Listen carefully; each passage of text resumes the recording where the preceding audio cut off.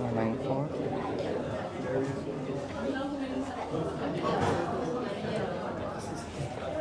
Assalamu alaikum, everyone. Can you guys hear me? Assalamu alaikum, everyone. So we'll start in probably 2 minutes. So we can get settled and we'll continue with our book reading with ShaykhAbdul Aziz Fredericks.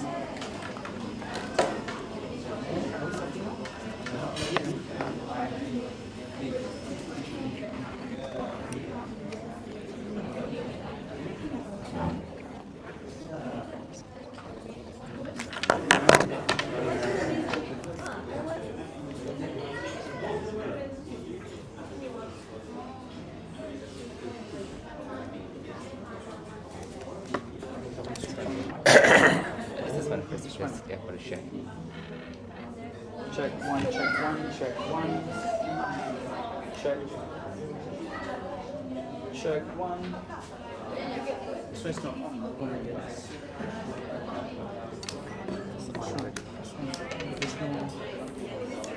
Technical issue, Sheikh. Maybe it's inside. Check one, check one, check. Oh wait, this is good.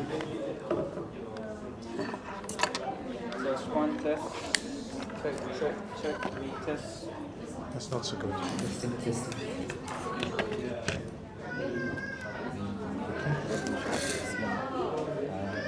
Test one, okay, this one doesn't work, so we're going to use this one.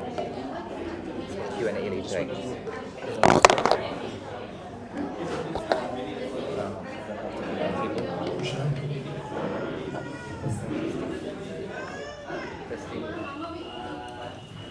Testing.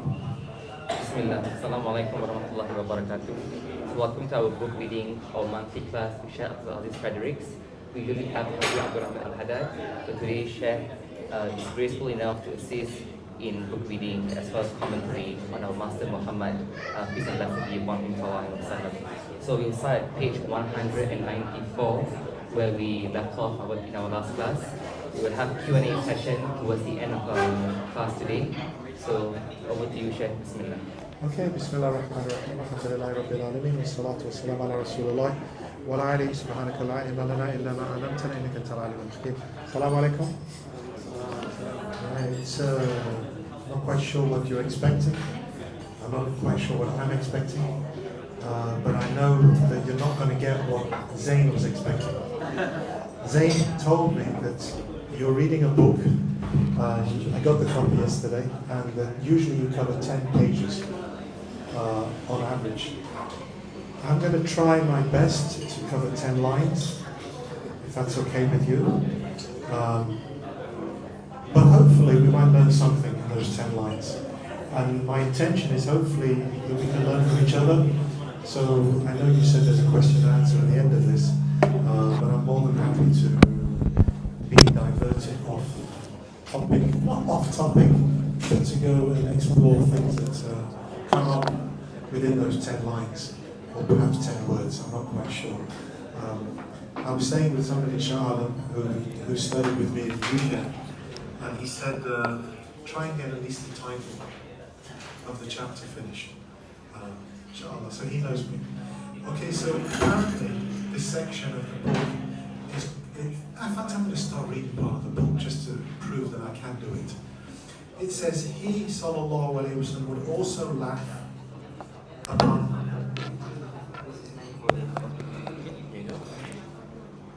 upon hearing humorous stories. Now the interesting thing here is that the word laugh conjures up all kinds of strange images, and it's not an image that normally is associated with Muslims. Sorry. Usually the image that's related to the presentation of Muslims is not one of cracking jokes. But actually, to understand the Prophet ﷺ, you actually have to think quite clearly, because it begins, he ﷺ would also laugh. But the word laugh here is actually not correct, because the word laugh is dahiq. But the dahiq, the laughter of the Prophet ﷺ was very specific. He used to smile. He had a beautiful, intense smile. But that smile wasn't a laugh. But the smile of the Prophet ﷺ was very important. It was very deep. It was very powerful, and it communicated a great deal, to the extent that the laugh wasn't necessary, because what was communicated was through his smile. Now, this point is quite important to understand what's being said here, because the face of the Prophet ﷺ is probably the most important thing in terms of the communication of the message. And I'll go back to when he arrived in Al-Medina, the city of Medina. There was a Jewish rabbi. Named Abdullah ibn Salam. And he said, رَأَيْتُهُ, I saw him, وَرَأَيْتُ فِي وَجْهِهِ أَنَّهُ لَيْسَ بِكَذَّابٍ. I saw in his face that he wasn't a liar. And this is an interesting description. He's a rabbi. And what he was looking for in the face of the Prophet ﷺ was prophecy. But what he saw, the first thing he said was, I saw the face of truth. So his face was that which communicated the message. There was another rabbi who was called Abdullah bin Sina. Now, Abdullah bin Sina is important because he said that I saw all the signs of prophecy in his face, except two. I saw all the signs of prophecy in his face. So he'd studied prophecy. He'd studied the final prophets, and he saw them all in this one man, except two. So he needed to test what these two were. So he was hanging around the Prophet ﷺ, just watching him. And then the Prophet somebody approached the Prophet ﷺ and needed help, needed some food, money. So he says, what do we have in the treasure room? He says, nothing. So he was thinking, how am I going to give this person some food? And what he would normally give would be dates. So Abdullah bin Sina, this Jewish rabbi, he said, I'll give you dates to give to the person as a loan for 1 month. That's very generous of you. So he takes the dates, and he gives the dates, and he says 1 month, remember. Just before the month is up, he comes to the Prophet ﷺ and he says, do you want? He says, you, Ibn Bani Abdul Muttalib, took him by his scruff of his neck, and he says, you, Ibn Abdul Muttalib, we know you people don't pay. And of course, the companions were not happy. In particular, Umar ibn Khattab, who doesn't mess, he's known for not messing his words. He takes out his sword. It sounds better in Arabic, so I'm going to say it in Arabic, I'm sorry. You can translate to Bahasa for me. He says, Bisayfi hada ya Rasulullah. Bisayfi hada ya. I can translate into Scottish. Is that any help? Shall I do it? Shall I do it? In English it would be, shall I kill him? In Arabic, Bisayfi hada ya Rasulullah. Should I use the sword on him? And the Prophet ﷺ turns to Umar ibn Khattab and he says, your responsibility is to advise me, like he has done, to pay my debts on time. But it's also your responsibility to advise him that he shouldn't ask before the time is up. Take him away and give him his dates and increase him in his dates because of the way you scared him. And the man who came in to attack the Prophet ﷺ, he turned around and he says, Raditu billahi rabban wa bil islami dina wa bi Muhammadin nabiyya. I am happy, I am content with with Allah as my God, with this man Muhammad as my messenger, and with Islam as my religion. And then Umar ibn Khattab was thinking, you come in here, you insult and you manhandle the Prophet, and now you tell me you believe in him. What's going on? He said, I saw in his face all the signs of the last prophet, except two. One is hilmahu yasbiq ghadabahu. His clemency, his gentleness is always coming out before anger. It is always precedes anger. And the second was that hilmahu yazidu bil-jahl. That when you treat him badly, he actually just becomes more gentle. And I couldn't test this except by pushing the limits. So I wanted to see in his face. And what I'm saying is, in his face, the face is important. And when you deal with people, because this isn't just about, did the Prophet ﷺ laugh, or didn't he? It's about you and me and how we interact with as human beings. This is what the lesson's really about. And the interaction between people is between their faces. When you look at somebody, when you face them, we say you face them because you're exchanging lots of things in this interaction. And the smile is the most powerful exchange that you can have. And people ask me, they say he's a sheikh, and you probably guessed I ain't a sheikh really. And I'm not.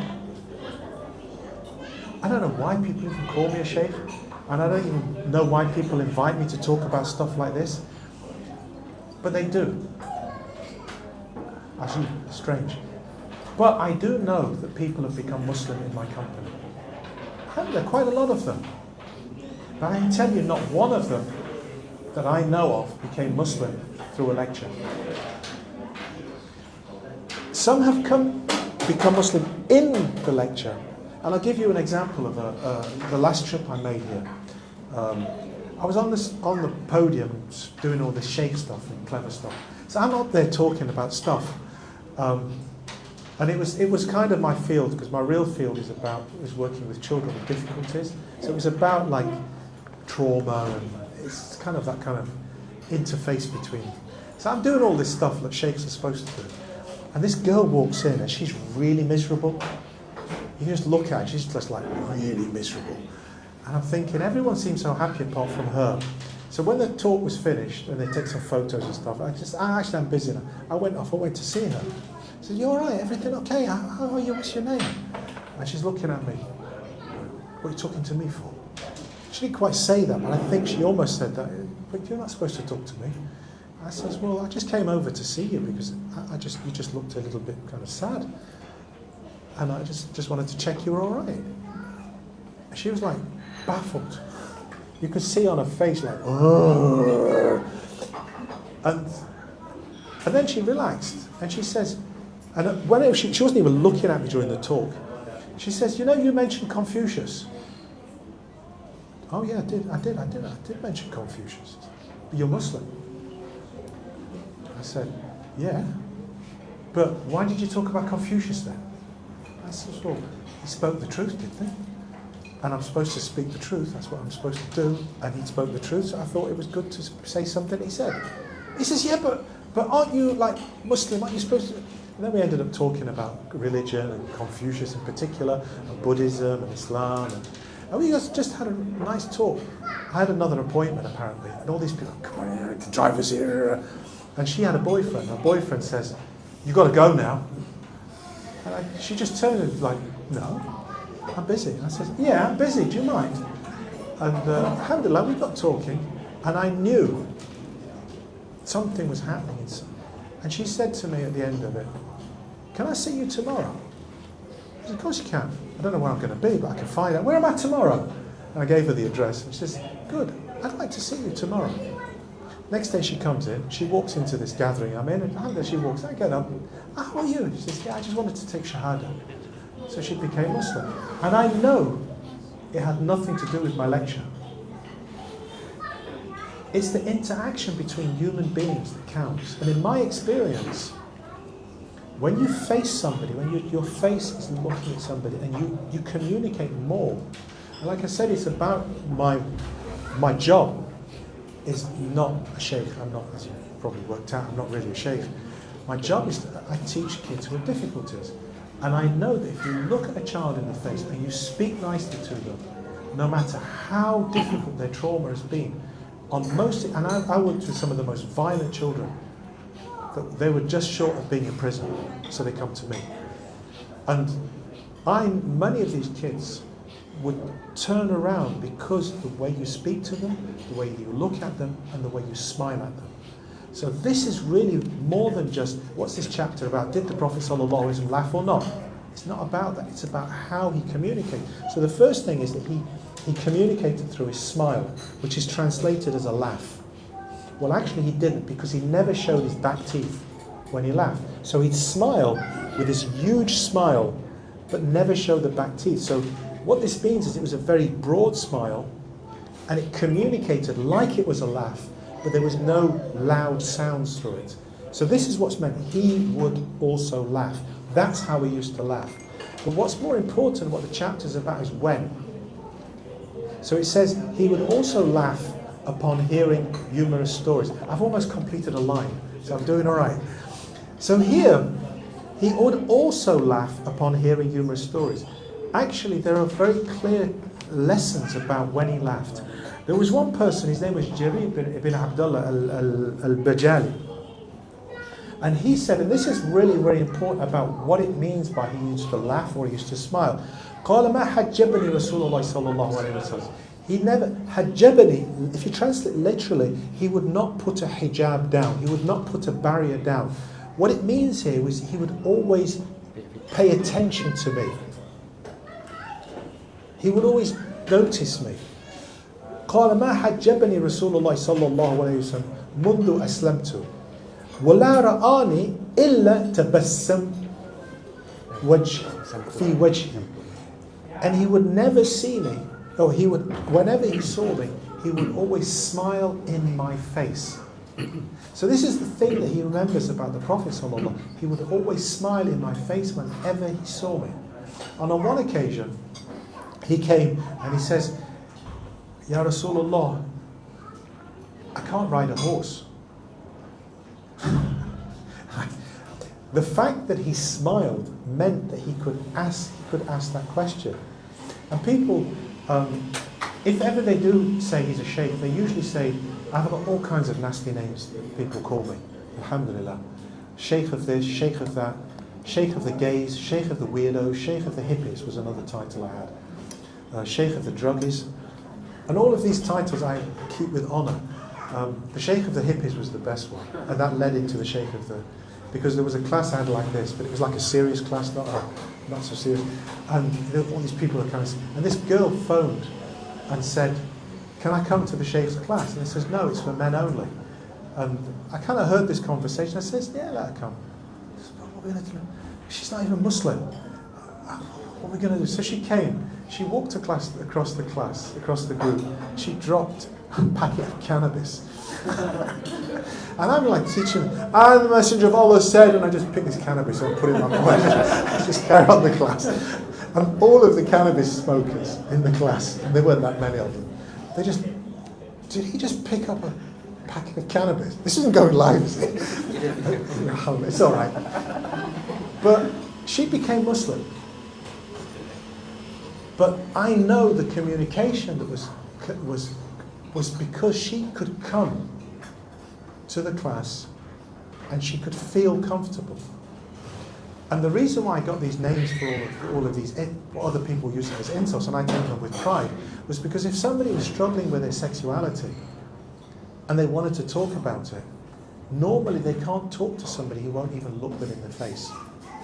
And if that person doesn't smile at them, they're never going. So if this person is like, the messenger said this, and the hadith said this, and the Quran said this, and they're less likely to get that communication with the person that has got something inside them. So here, the laugh is very important. Laugh has a purpose, or a smile has a purpose. And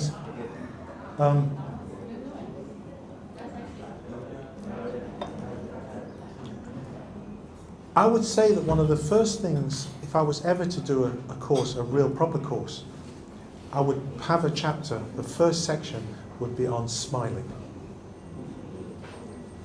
For me, it would be very important that the first thing that, if I was to train people on how to work with kids with difficulty, or women that come to your class and drop cannabis in the middle, if I was to ask you to teach it, it would be about smiling. Because if you can't smile, you won't communicate. The smile has a purpose. There was a companion who came to the Prophet ﷺ, and he'd become Muslim in Mecca. And then he decided he was going to do the migration, not near Mecca. He decided he was going to go make the migration to Medina. So this is not unlike what's happening in Europe and elsewhere. Apparently, because of the film Ertugrul, everybody wants to live in Turkey. So all the Muslims all over Europe have decided that if you've got enough money to get to Turkey, you're going to go and live in Turkey. And it's just full of British people. I hated it. None of them could speak Turkish. So I was the only Brit who learned Turkish. And they say to me, are you British? No, Syrian. Because being a Syrian refugee is like low class, but being a Brit means being just a horrible, snobbish, ugly, nasty person, because that's what they're arrogant. So this person is making hijrah. And the reason I say this, because many people are also making that hijrah to leave the balad of kufr, the bad place, to go to the good place. So he comes and he says, Ya Rasulullah, O Messenger of Allah, I'm making this hijrah, but I'm a bit upset, because when I left, my parents were crying. When I left, my parents cried. Do you know what the Prophet ﷺ said? He says, Irja' alayhima, return to them. Adhakhuma kama abkaytahuma. Go back to them and make them laugh, just as you made them cry. You just think of the power of that statement. If people understood what he was communicating, people wouldn't run away just because they watched 10 videos of Ertugrul and think that somehow there's this heaven called Istanbul.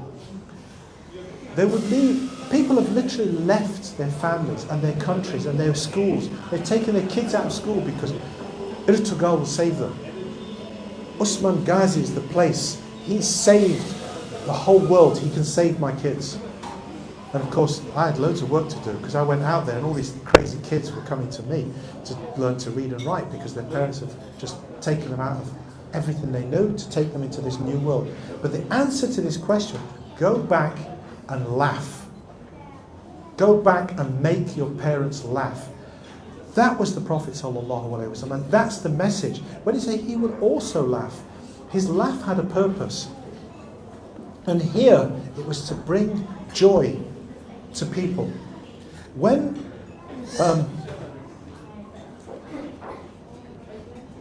he himself made jokes. So it doesn't say this, it just says he would also laugh upon hearing humorous stories. And I promise I'll try and read the paragraph, honestly, even if I just run on the end. But he did tell jokes, and I thought actually the proof that he told jokes, there was one occasion, somebody came, and this is really important, this story is important to me, because in my job, so to speak, working with kids and working with distressed parents, and also distressed people who smoke cannabis and don't smoke cannabis. Actually, most of them do smoke. Let's not go there. Okay, so the story is a lady came to the Prophet ﷺ. So he's in a session like he's with people and he's teaching them stuff. And this lady walks in and she just plops herself in front of him because she's got an issue. And he's happy with that. He doesn't stop. He stops what he's doing. He turns to her and he says, Madabi, what's the problem? What's the matter with you? She says, my husband does this, and my husband does that, and my husband, and my husband, and my husband. And she's going on. And all the people are thinking, what's the Prophet ﷺ going to do now? And he stops and he smiles. 1 minute. Your husband. Sorry, I know it doesn't work if I say to him. Sorry. But I can say to any of you, your husband, is he the one with the white around his eyeballs? He says. And she says, what's wrong with my husband's eyes? What's wrong with my husband's eyes? And he smiles back at her. And then they all laugh. Everybody's got white around their eyeballs. And then she realizes why they're laughing. And then she gets the joke. And she laughs. And he says, okay, tell me about your husband. And then she talks, well, we've got some problems. Now that joke was the most important part of the conversation. And if you ever want to study counselling, for example, you have these courses about counselling. And some of them I've seen are Islamic counselling.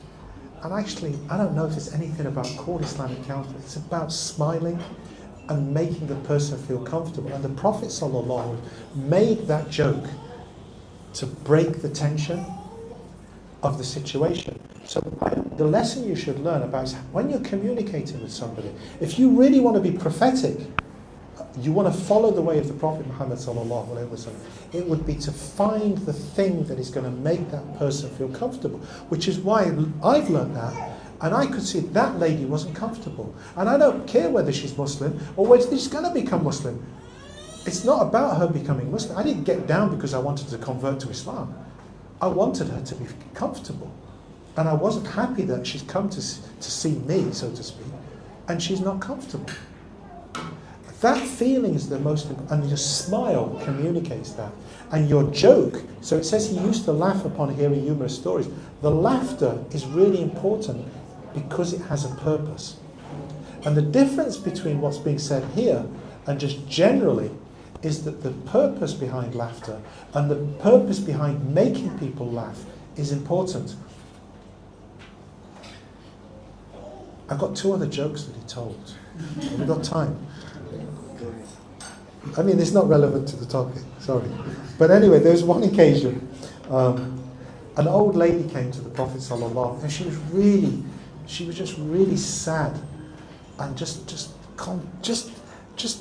feeling a bit broken and like, I'm never going to get to heaven. And I'm old.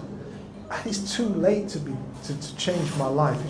She just comes, and so she says, will al-ajuza tadkhul al-jannah? Will the old lady enter the garden? Will an old lady enter the garden? He says, no. And she's like broken even more. Then he smiles and he says, Inna insha'nahunna insha'a faja'alnahunna abkara ghuraban atraban ashabi, the verse of Quran, which means that when you die, you will be resurrected as a young person. And there's a hadith which says everybody will enter the garden at the age of Jesus, 33 years old. So no old people will enter the garden. So he says, no. When you enter, you will be young. So it dropped her emotion completely, got rid, and then it lifted her up high. So here the joke has a purpose. And there's another occasion, somebody came and he was like, I'm going to go to that prophet. I'm going to see if he's going to give me something. I'm skinned. I need some money. I need something. If he's such a good prophet, he's going to give me something. Because there's occasions where somebody came to the Prophet ﷺ and he said, will you give me something? He was a leader of a tribe. And he says, will you give me something? Because the tradition of the Arabs is they're generous. So he says, will you give me something? So of course I will. He says, there's a valley just outside of the city full of goats. They're all yours. What? Yeah. Just everything. Just make sure all the goats go to him. He didn't ask him who he was. He didn't ask him anything. He says, oh, thank you. He took the goats and he left. He went back to his tribe. He says, everyone has to believe in this man. He's a prophet. Why? He says, this man does not fear poverty and he believes in something which is higher.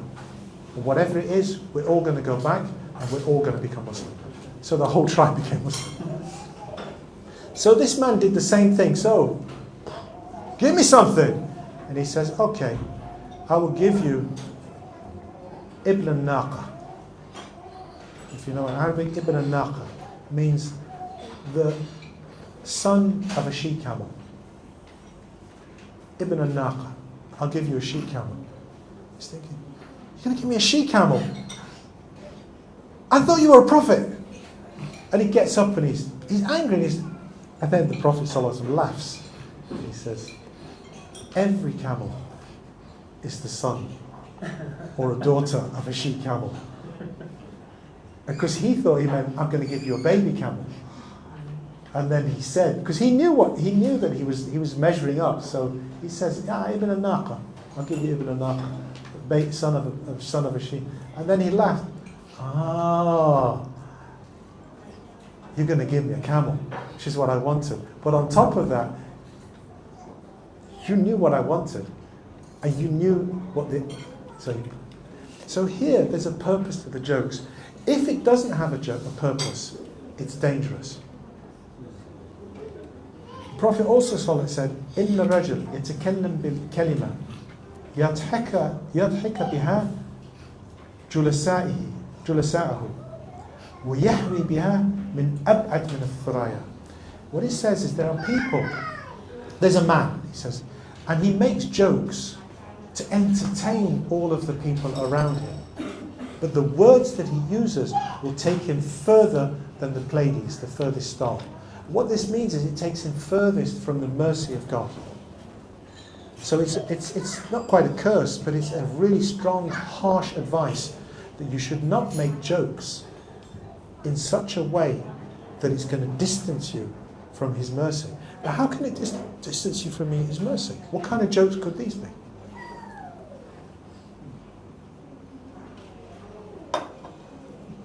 Those things that hurt people. The Prophet ﷺ draws a line. First of all, he gives you, it's got to be purposeful.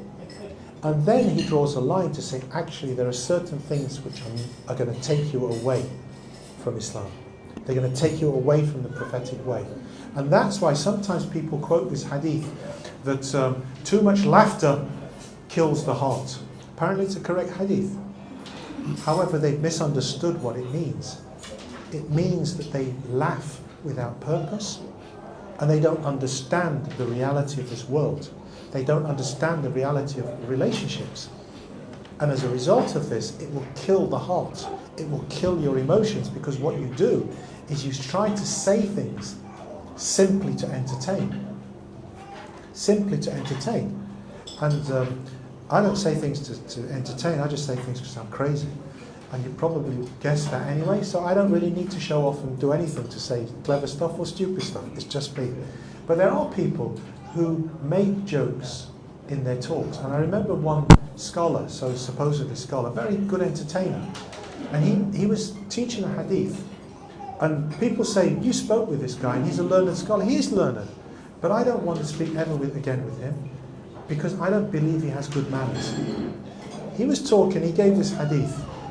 He mentioned a hadith about itlab al-ilm walau bisin, seek knowledge even if it were in China. And there's questions about whether the Prophet ﷺ actually said it or not.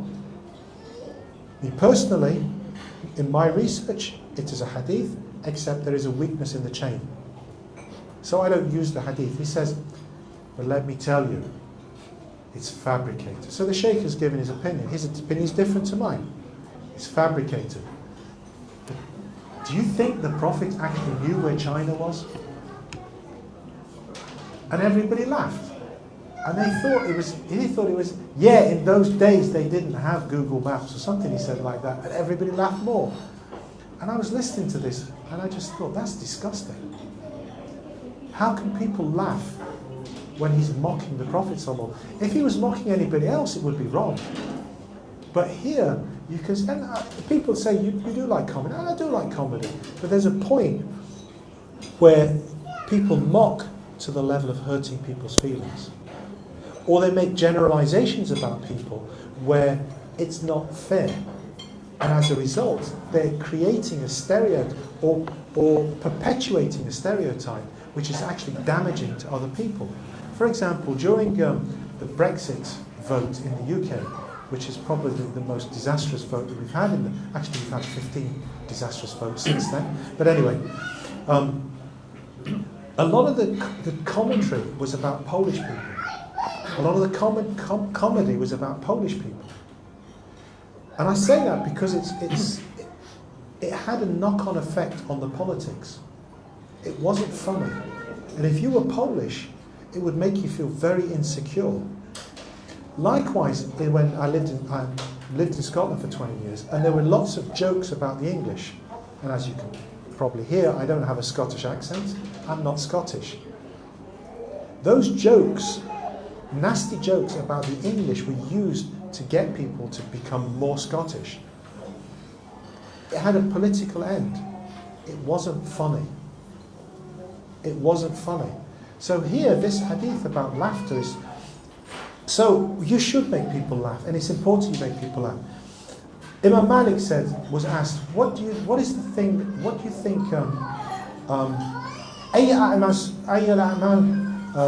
is the best action? What is the best thing? If this is a scholar, a faqih, a jurist, what's the best action? He says, surur, ittaqal as-surur ala al-muslimin, making people happy. He didn't say praying, fasting. He said making people happy. وَأَنَا أَنذَرْتُ نَفْسِي, and I tell myself regularly that I should make people happy. أُفَرِّجْ عَلَى النَّاسِ. And this is based on hadith of the Prophet ﷺ.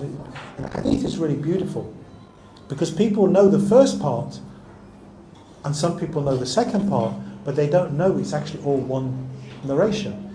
He says, أَحَبَّ النَّاسِ إِلَى اللَّهِ أَنْفَعَهُمْ. The one that is most beloved to God, to Allah, is the one who gives the most benefit. And what that means is like the doctor, for example, if his intention is to benefit, help people, then he is more beloved to Allah than somebody that doesn't help people. And whatever level you can help people, your role of helping people is the most beloved action. So when you go to work, whatever your job is, it should be to help people. So why do I sweep the roads? It's because people need to sweep the roads so they stay clean. I'm benefiting people. So the hadith says, أَنْفَعَهُمْ لِلنَّاسِ. And then it's أَحَبَّ الْأَعْمَالِ إِلَى اللَّهِ, but the most beloved of all actions is سُرُورٌ تُدْخِلُ عَلَى مُسْلِمٍ أَوْ تَكْشِفْ عَنْهُ كَرْبًا, is when you enter happiness or into the hearts of somebody, or you relieve them from their difficulty. This is really the most important thing about what this chapter is about. Okay, so I promise I'll read some of it, honestly.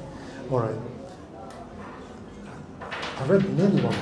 He would also laugh upon hearing humorous stories. Imam Ahmad narrated in his Musnad on the authority of Aisha that Salma, the wife of Abu Rafi', a slave that the Prophet freed, saying that Abu Rafi' had beaten her. The Prophet said, "What happened between you and her?"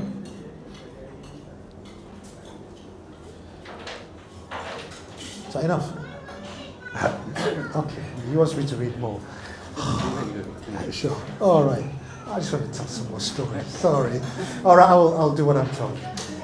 She insulted me, O Messenger of Allah. He said, "How did you insult him, Salma?" asked the Prophet. She replied, "I did not insult him at all. Rather, when he broke wind while praying, I said to him, 'O Abu Rafi', the Messenger of Allah has commanded the believers to make ablutions when they break wind.' And so he stood up and struck me." The Messenger of Allah began to laugh and said, "Abu Rafi', she did not exhort you except to do what is good." So, what's the purpose of this story, or this hadith, is about how the Prophet ﷺ dealt with people. And the joke that I mentioned earlier about the eye is relevant to this. Also, it's about something about closeness, because it doesn't tell you the backstory to this. Sayyidatina Salma is Salma Rafi', and do you know the story of how Hamza became Muslim? Not this Hamza. You maybe have to do the big Hamza. You know the story? You've not watched The Message. You have to. If you haven't watched The Message, apparently everyone has to watch The Message. Sayyidina Hamza comes back, and what had happened was the Prophet ﷺ had been walking around the Kaaba, and people had been insulting him and hurting him. Then he went to pray, and people threw rubbish at him. And Abu Jahl was about to hit him on the head with a rock, and his hand stuck, and then he realised he couldn't do it, but he wanted to. And there was this lady called Salma, who was watching all of this. She was a slave girl, and she was watching this, and she's thinking, I wish I could just beat him up. You know, she was really upset about this bullying of the Prophet ﷺ. And then Sayyidina Hamza comes along, and this is the uncle of the Prophet ﷺ, and he's not Muslim. And she turns to me, she says, do you know what they just did to your nephew? And he says, are you not going to do anything about it? He says, yes. So he gets his bow, and he walks up to Abu Jahl, who was the one who'd thrown this, and he says, bang! That's for what you did to my son, to my boy, to my nephew. And they get up to the fight, and Abu Jahl stops him and says, no, I deserve that. And then they start to interact. And he says, anyway, you're not even Muslim. Why are you so worried about it? He says, who said I'm not Muslim? I am Muslim. He says, yeah. Yeah, I'm a Muslim. And then he goes away, and afterwards he thinks, what did I just say? And he goes to the Prophet ﷺ, and he gets there and he has this doubt. Because he's just said he's Muslim, and he comes to the Prophet ﷺ, and he loves his nephew. And he has this doubt because he's never saw him, he's never looked at him as a prophet. And the Prophet ﷺ puts his hand on his chest. I beat you up last time, I did. He puts his hand on his chest, and all of his doubts disappear. He doesn't tell him anything. He just puts his hand on his chest, and he looks him in the face, and all of the doubts disappear. And Hamza becomes the most important and powerful Muslim in the community. There's no preaching. It was this. So anyway, that's not. The person who did that is the lady in the story. According to some narration, she was actually there at the time that Sayyidatina Khadija married the Prophet ﷺ. She was actually there when Sayyidatina Fatima was born. So this isn't just any old Salma in the story. This is an important figure. And the reason why I'm telling you this is because I like telling stories. But also there is some relevance to what the message is here. There's actually levels of joking. There's levels of joking. For example, I wouldn't make that joke with you, but I can maybe say to the sisters, because I'm not going to get punched. And it would also be. But also there's certain things that I wouldn't joke about. I would talk like this in a cafe where I've got a nice lemongrass tea and I can smell beans from over there, because it's a different environment to another particular place. When I'm with a certain mashayikh, I don't speak at all. Definitely don't make jokes, and definitely don't talk about breaking wind. You know, it's just not, or cannabis. No, please, I don't ever say that story to anyone. But that loads of gay people come to my class, and it's all right. You know, there's different situations, and you read the situation. So this particular situation is actually somebody who's close to the Prophet ﷺ, and so he's laughing at this situation. He's not just laughing. Is laughing in a situation where two people know each other very well. And that's quite important, that if you don't get the story of who Salma is. So what happened was, there's another narration which is found. He says, why would you, she said, he hit me. Darabani. So the story, she comes and she says, he hit me. That's interesting, because the lady comes to complain to the Prophet ﷺ. And that's an important thing, is that usually, unfortunately, I don't know whether it's the same here, but unfortunately in the UK, many women feel intimidated by the process of going to a mosque, because they can't go to a mosque and say, he hit me. And I know that because one of the many things that I shouldn't do, well, I should do, I'm proud to do it, that sheikhs don't do, and that's why I'm not a sheikh, is I work with a women's group called the Muslim Women's Resource Centre. And it's not for Muslim women, it's called Muslim. It's for women. Mainly for women from minority communities who don't feel that they have a place which is safe for them. So you can come if you've been battered, if you're unhappy, anything that makes you feel unsafe, this is a resource centre for you, and they will signpost you. Somehow I got involved with them because they wanted a sheikh, apparently. And somehow they thought I was a sheikh. And sometimes I dress like a sheikh and I can pretend to be a sheikh. So I ended up with this organization. But one thing I noticed, that the women that would come because they had nowhere to go. They couldn't go to the mosque and say, hit me. Because the answer was, what did you do? And, or how hard did he hit you? Or how many times? And it was not, there was always an implication that you deserved it. The Prophet ﷺ, she comes, the fact that she can just come and say, he hit me, is indication of what the relationship, and also how he treated women. And then he turns to him and he says, why did you hit him? He says, Adatni. She hurt my feelings, or she insulted me, or she harmed me. And it's translated here as, she insulted me. That's a correct translation. It's maybe not what I would have used. Yeah, maybe I would. But certainly, she hurt my pride, or she hurt me. And then she turns, Bima adaytihi, Ya Salma, what did you do to hurt his feelings? And then she said, he farted in the prayer. That's what I would have said. He broke wind in the prayer. Let's be polite. He broke wind in the prayer, and I gave him advice. And he felt insulted, so he hit me. And the Prophet ﷺ just laughed. The laugh was almost to say, how ridiculous are you? He didn't turn around and say, well, you're stupid, are you? The laugh here has a purpose, to make him think. And he did laugh, and it's funny. You know? But in this context, he could laugh. And in other contexts, he probably wouldn't have laughed. And that's why you need to choose and be purposeful in the way that you communicate. And laughter is part of that communication.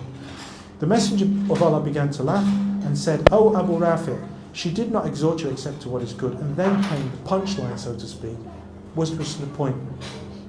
What she said was right. She's in the right, you're in the wrong. Ibn Umar was once asked if the companions of the Prophet used to laugh. He said, yes.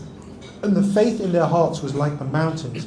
Or perhaps he said, and the faith in their hearts was mightier than the mountains. What does this mean? It didn't shake them. People's jokes were at a level which didn't affect people's hearts.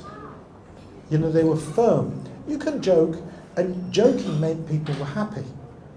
But it didn't hurt them because they were at a level where they were confident. One of my teachers I was just talking earlier about was a man called Shaykh Ibrahim al-Siafa. People think he's really, really stern because he never seems to smile or speak.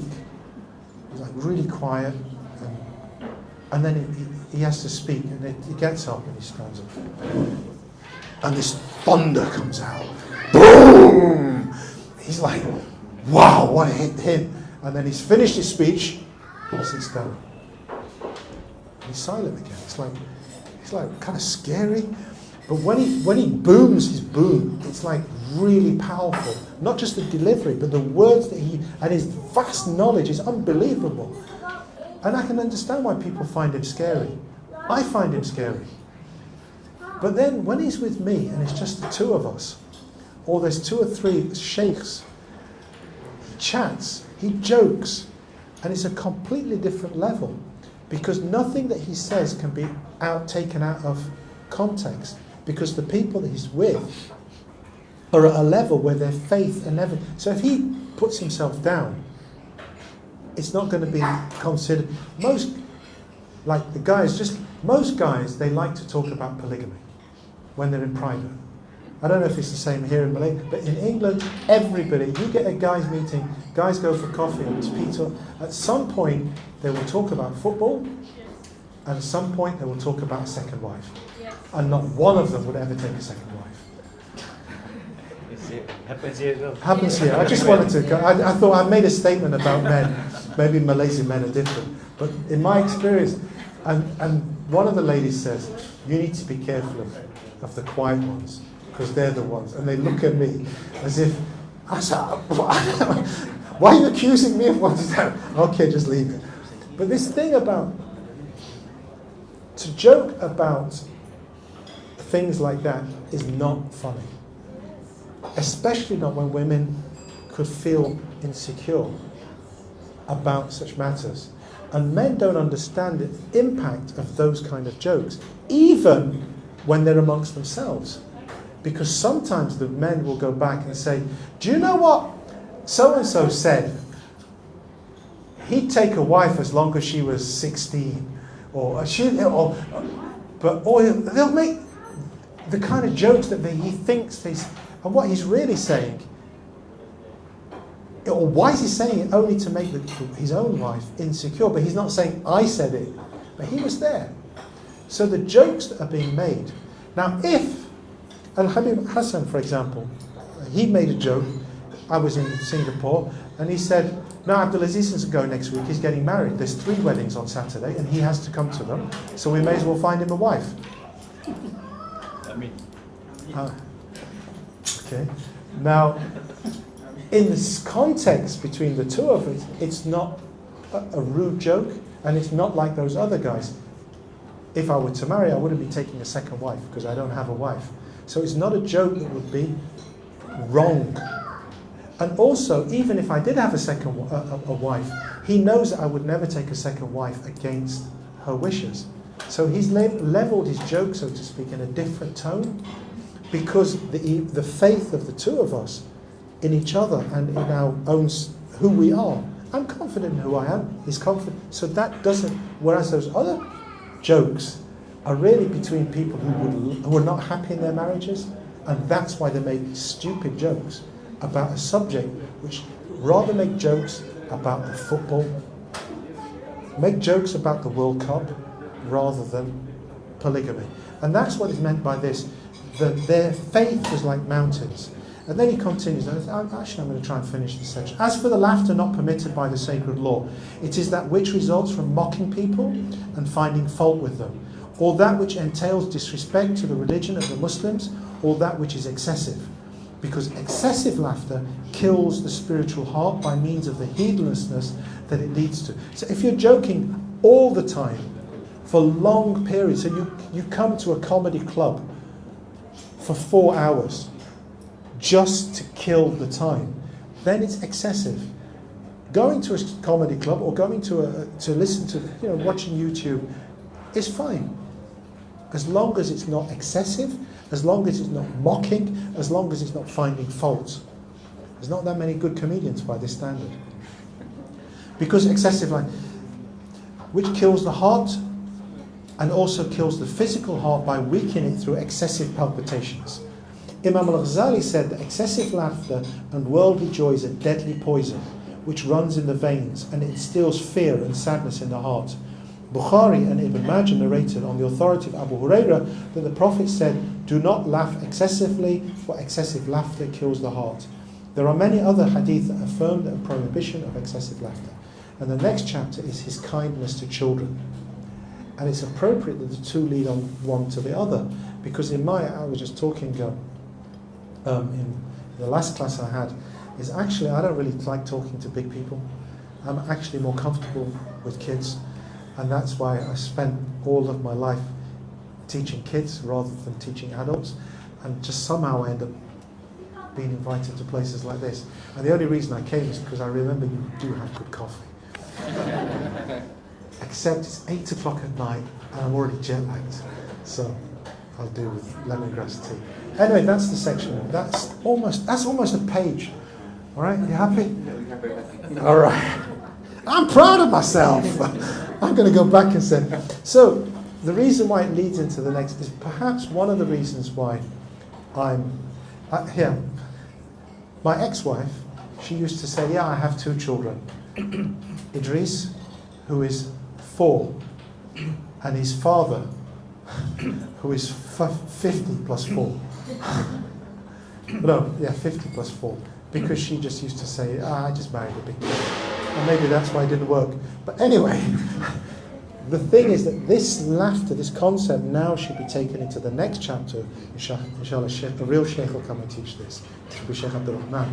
And he'll teach how this is about how you relate to kids. Sallallahu alayhi wa sallam. So, now's the interesting bit. Questions and answers. We're immensely grateful for your sharing knowledge as well as the lessons shared. Before we go for the Q&A, just remind everyone here, especially the first timers, that we are discussing the book Our Master Muhammad, Messenger of Allah ﷺ, and this book is being sold here in Mukha Cafe.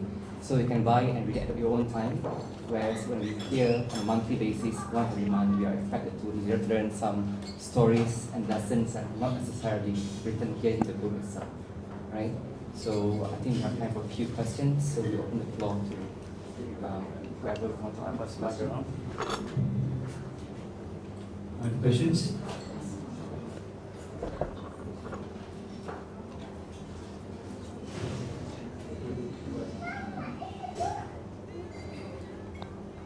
I like, that's a nice big smile. That's what I like to see. I'm going to ask not a smart question again. You mentioned about jokes, and there's a limit to it. You can't belittle people to a certain extent to be smart before you tell a joke. Yeah. But can you then, instead of people make a joke of the thing yourself? Yeah.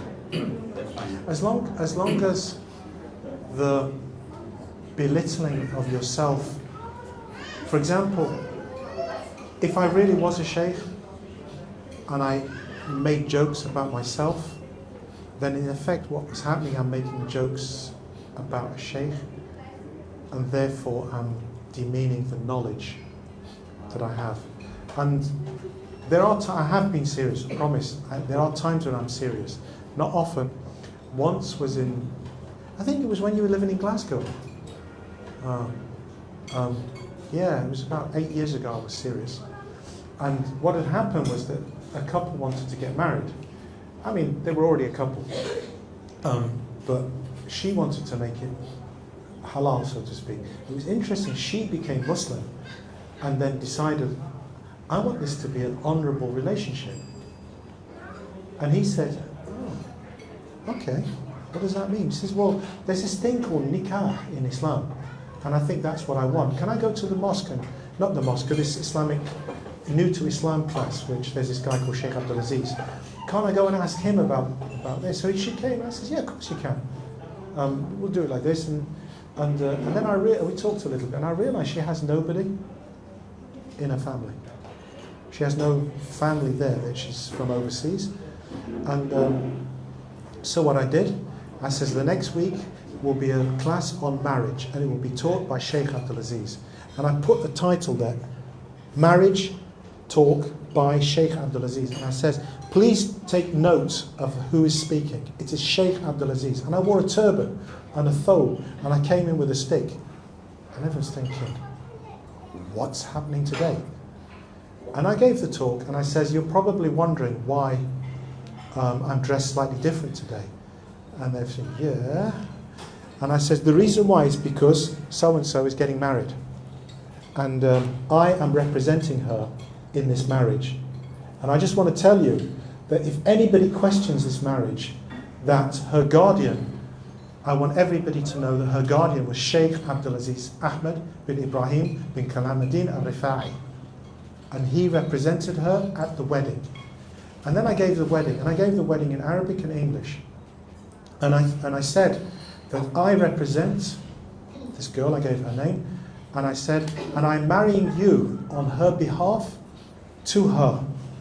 And I promise you that I'm telling you, you need to treat her well, and if you don't, and he's looking at me, is he going to hit me? If you don't, you will have me to deal with. And he's looking at me, is he going to hit me? I've got a big stick in my hand, I've got a turban. And I says, do you understand? And he says, yes. I'm going to say that a second time. Because actually the wording of the nikah is usually in the sunnah of particularly the Hadramis, you have half of you are Hadramis anyway. The Hadramis say the contract 3 times. أُزَوِّجُكَ وَأَنْكِحُكَ عَلَى مَا أَمْرَ اللَّهُ بِهِ بِإِمْسَاكٍ بِالْمَعْرُوفِ وَتَصْرِيحًا بِالْإِحْسَانِ. And if you translate that roughly into Scottish, is you better treat her well, otherwise I'll beat the hell out of you. And I didn't quite say it in those words on that occasion. I did it on another occasion. But on this occasion, I didn't. But he looked at me in real fear. And I wanted to give him fear because he ain't messing this girl around.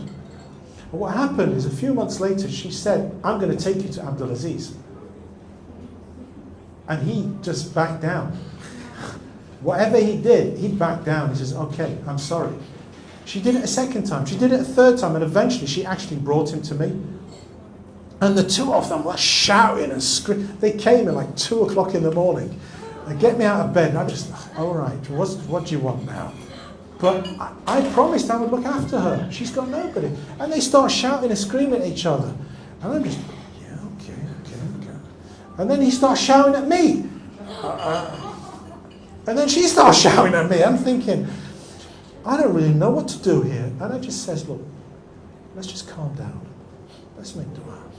He says, yeah, actually I feel better now. Okay. Yeah, I think we're all right now. I thought, you mean you shout at each other for an hour, then you shout at me at half an hour, and then you leave. And then she phones me, she says, so much, thank you so much for that. He bought me flowers on the way home. And I thought, why am I saying this? It's because there's times where the question was about insulting.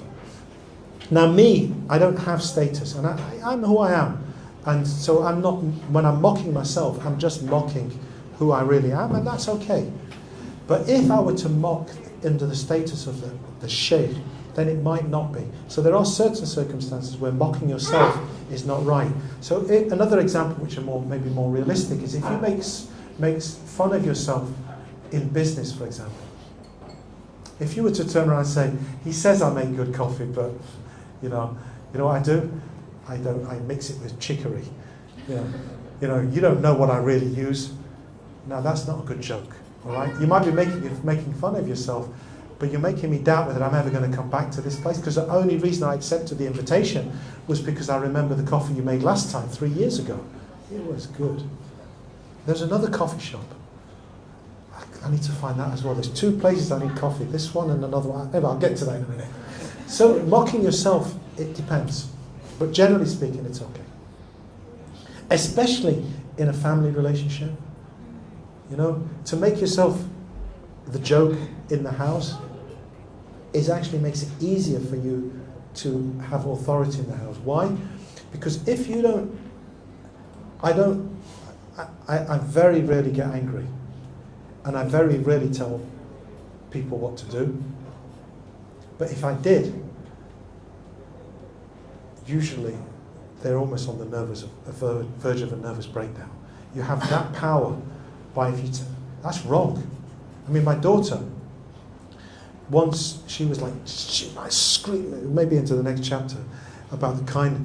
One day she just cried and cried, really hysterical crying from the bottom of from her stomach.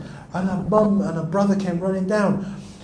No, what happened? What happened? Like whatever it was like, it must be a disaster. Eventually she can't. No, what happened? Tell us what happened to you. Daddy looked at me. And then her brother just rolled with laughter. All of that because because she thought I was angry. She did something, and I don't even remember what it was, and I looked at her disapprovingly, and it destroyed her. And of course, I just gave her a big hug. But the fact, and then every time her brother thought she was going to do, Daddy's going to look at you, Daddy's going to look at you. But it's easy for me to make fun of myself because I have a level of respect from the kids and from that I can, and actually it's better because then they feel at ease rather than being the tyrant. So it's good to make fun of yourself sometimes. Sorry, it's a long answer to a short question. Sorry. Questions? I think it's the jet lag is hitting me.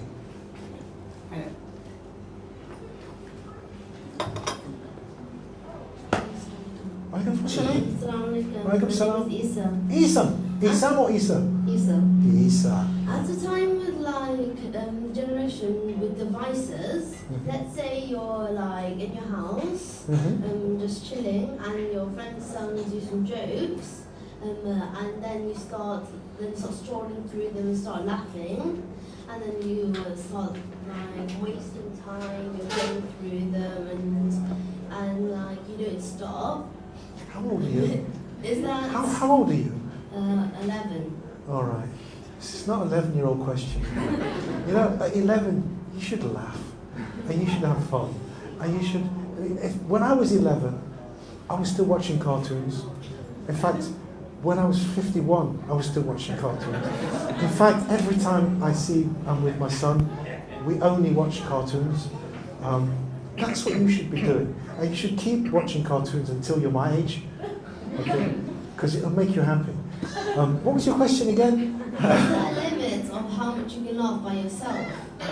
Oh, by yourself? Nah, just laugh as much as you like. Just laugh as much as you like. The only time that it becomes excessive is when it goes into something you shouldn't be doing. So if you do your homework and your dad says it's homework time, and then you decide after you've done the first page you're going to watch a bit of YouTube and see if there's some funny stuff on there, and he's out of the room and you watch for a couple of minutes just as a break before you go back to the next page, you probably get away with it. I used to get away with it with my teachers. But if you watch for half an hour, what would you do? You wouldn't be happy. So that would be excessive because there's a kind of limit. So you know your limits according to the situation you're in. But if you're with your pals on a Friday night, what I like to do is to get my Idris, my son, get a couple of his friends, and basically all I want them to do is laugh, play Lego, and talk. And I will provide the pizzas, or whatever it is that they want. I don't like pizzas, and I don't think pizzas are good for you, but on a Friday night, it's pizza night. And there's no limit to that laughing. Because if they laugh until 2 in the morning, their mums are never going to know anyway. Because I ain't going to tell them, and they're not going to tell them. And so, yeah, 2 o'clock in the morning is all right. And that's usually when they kind of just fall asleep because they can't laugh anymore. So the limits depend on the situation. And at 11, you're all right for most things. Keep laughing until you're about 60. Yeah, and keep watching. You watch cartoons? Don't tell me you don't watch cartoons. Cartoons. You do? Oh, good. Right, because if you didn't like watch cartoons, I'd be worried about you. You know? Oh, well, there's some of these homeschoolers that don't believe in TV, aren't they? Sorry about that. Sorry about that. I know there are some people who don't believe in TV. We'll make dua for you. My own teacher, Habib Ahmed Mashuri, there was a boy, he was also about 11, and he was in the dars, and he asked him, don't you want to watch cartoons? And he said, no. And he says, you sure? And he says, no, I'd like to stay here. And he looked at his father, and his father says, go upstairs, please. And eventually he went upstairs, watched a couple of, and then he came down. And he only went up to watch the cartoons out of respect to the Shaykh. But the Shaykh, Habib Ahmed Mashur, actually told him, go and watch cartoons. So yeah, it's good. And that's my excuse, that's why I still watch cartoons. Alhamdulillah. Any questions? Last one. No questions about the World Cup. Do you not watch football here? No? Yes, I have a question, Sheikh. Oh, So, it's probably going to be a serious one. No, it's not. So you mentioned a story about Imam Malik. He's saying that the responsibility of the king for Allah is to make people happy. And you've been doing this for years. Probably can share with us some tips. How does that keep us forward? Because to go through our daily routine, while keeping in mind that people around us are, most of them are terribly depressed with issues, and still maintaining the need to put a smile on our sister in Islam or anybody in that instance. How do you keep that in mind? The smile is, it can never ever be underestimated. The importance of a smile, it can never be underestimated. So that's first thing. The second thing is to listen. To listen really careful to what people are saying before you say anything. The listening part is the most important part of any conversation when you're working with somebody who, like you say, is maybe suffering from depression. Because unless you listen to the tone, the words, the situation, and also the hidden text, what has not been said. I give you an example. Somebody says, I'm struggling with something. What's your answer? What are you going to say to that? How are you coping? Good.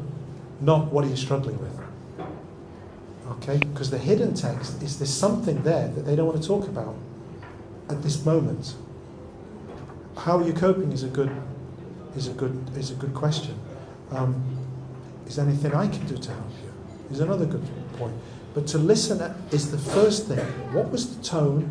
What was the statement? And what was the hidden statement? And when she said, for example, the Chinese girl in Singapore, why you quoting Confucius? I thought you were Muslim. There was a tone of aggression in there. But I could see from her face she's not aggressive. Why was she being aggressive? And then when I met her boyfriend, I realised, no wonder. Yeah.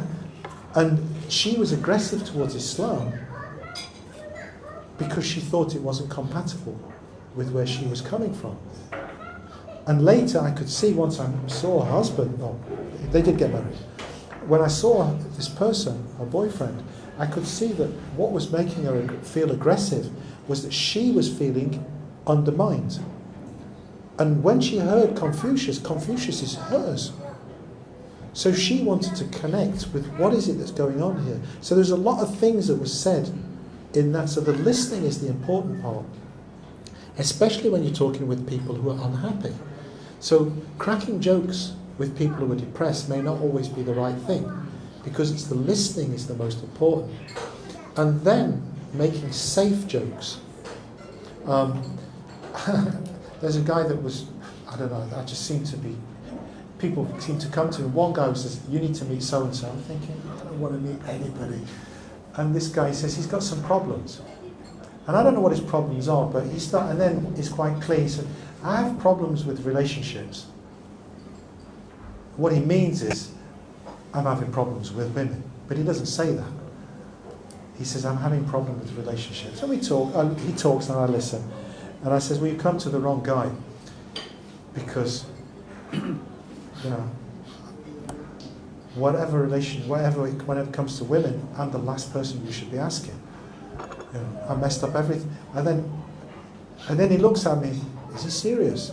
And I smile at him. And then he realizes I'm joking about myself. But there's a truth in it, because as it just says, I'm just messed up a marriage and moving on.